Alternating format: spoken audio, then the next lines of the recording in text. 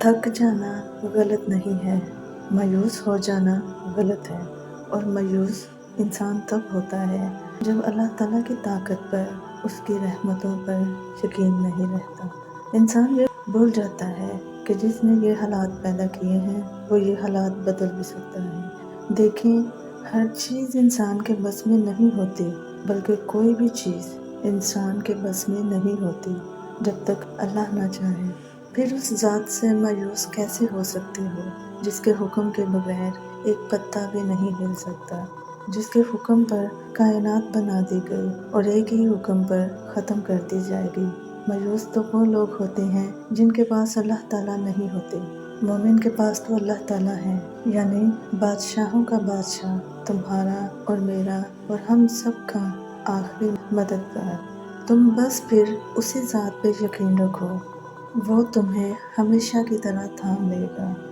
وہ فرماتا ہے، یہ نا امیدی کے وسوسے تمہیں تباہ کر دیں گے۔ میں نے نہ تمہیں تنہا چھوڑا ہے اور نہ ہی میں تم سے بیزار ہوا ہوں۔ ہمارا اللہ تو کچھ بھی کر سکتا ہے، تو پھر تم سے کس نے کہہ دیا جو فوراً نہ ملے وہ بھی دوبارہ کبھی نہیں مل سکتا۔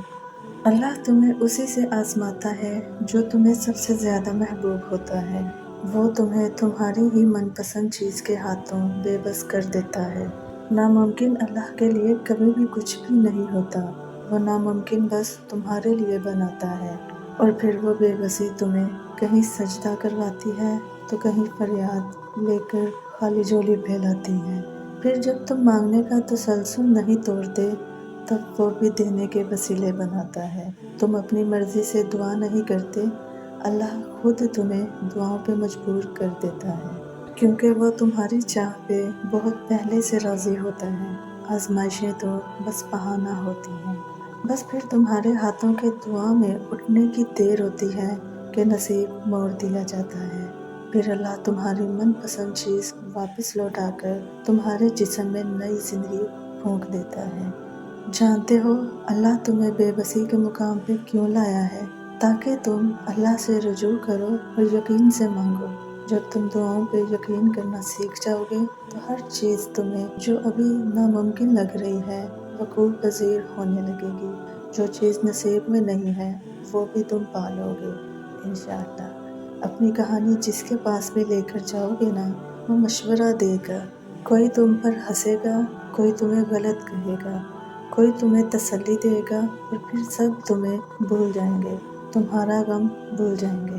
مگر جب تم اللہ کے پاس اپنی عرضی لے کر جاؤ گے نا تو وہ تمہیں سنے گا، مشورہ نہیں ہدایت دے گا، تمہیں غلط نہیں بلکہ سکون دے گا، تمہیں بھولے گا نہیں بلکہ ہمیشہ یاد رکھے گا۔ اسی لیے اپنے دکھڑے لوگوں کو سنانے کی بجائے اللہ کو سناؤ۔ جب توکل کرو تو یہ مت سوچو کہ جو مانگا ہے وہ ملے گا کیسے، بلکہ انتظار کرو کہ جو مانگا ہے وہ ہر حال میں ملے گا۔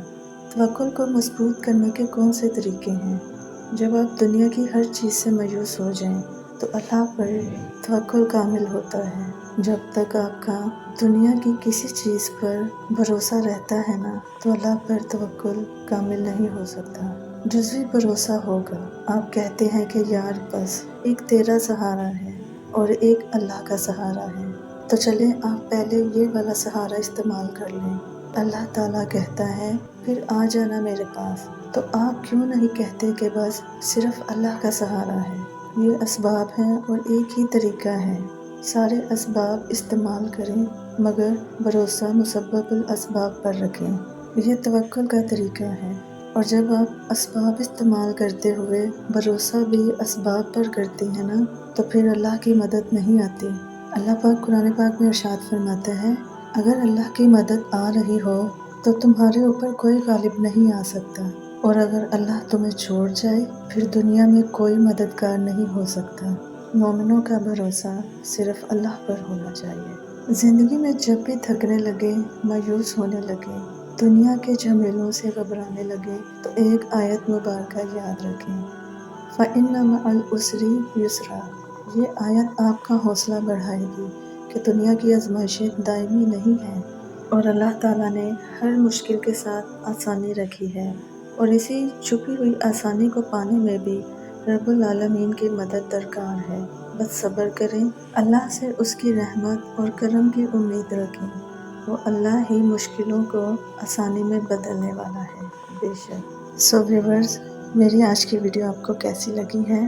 کمنٹ سیکشن میں اپنی رائے کا اظہار ضرور دیجیے گا۔ دعا ہے کہ اللہ پاک آپ سب کو اپنے حفظ و امان میں رکھے، خیر و عافیت سے رکھے۔ اللہ تعالیٰ آپ سب کی نیک دلی حاجات کو پورا کرے۔ دعا میں یاد رکھیے گا۔ اللہ نگہبان۔